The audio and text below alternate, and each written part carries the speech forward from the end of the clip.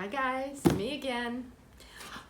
Well, in deciding what we would show and share with our audience, it seems that our Instagram account has gotten a lot of love whenever we show some of my collection, things that are resting in these fabulous acid-free boxes. Mike Amato has been very carefully putting some of the more valuable pieces that I have, stuffing them and putting them in boxes, and the pieces that we have are pretty spectacular. So today I wanted to share with you a piece that happened to come to me because of LA Frock Stars.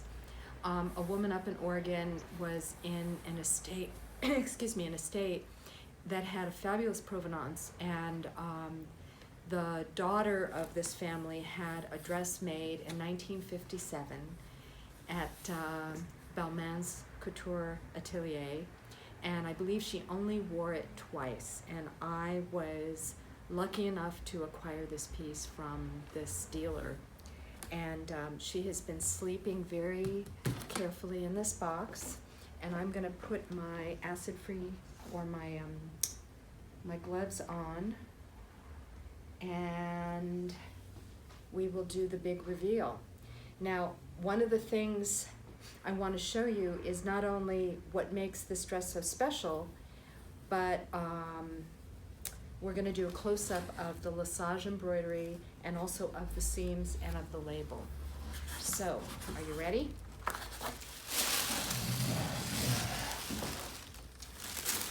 So, take a look at this view. So what I love about this piece is when we do the close-up, you'll see it's mixed medium. It's sequins, it's glass beads that are basically 5-petal, it's metallic embroidery, it's chenille embroidery, it's cotton embroidery, and it's in near perfect condition. So I want to show you also, when I acquired this piece, the dealer was kind enough to alert me to the fact that an almost identical piece from the same collection is at one of the museums in France, the Palais Galliera, which is in the 16th arrondissement, and it's really one of my favorite museums in all the world. And I'm so pleased and honored to have the piece that's in the cover. The only difference is theirs has spaghetti straps. This one is clearly strapless and was not altered. It was made strapless. So, let's see. I bet you want to see what the insides look like. So we just rearranged everything so we can give you a better view of this beautiful piece. And as I was standing here looking, I noticed something completely that I overlooked before, which are looped details, which we'll give you a close-up later. But anyway, to see the layers of this magnificent piece. So we have the actual garment, we have the silk taffeta lining, and then we have this crinoline, which is net and then taffeta and then net again, with the whole purpose of allowing the dress to really spread out when you're wearing it. But the best part is looking at all the handwork on the inside. And this is all lissage embroidery.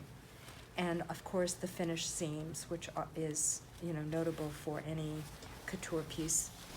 So you'll see,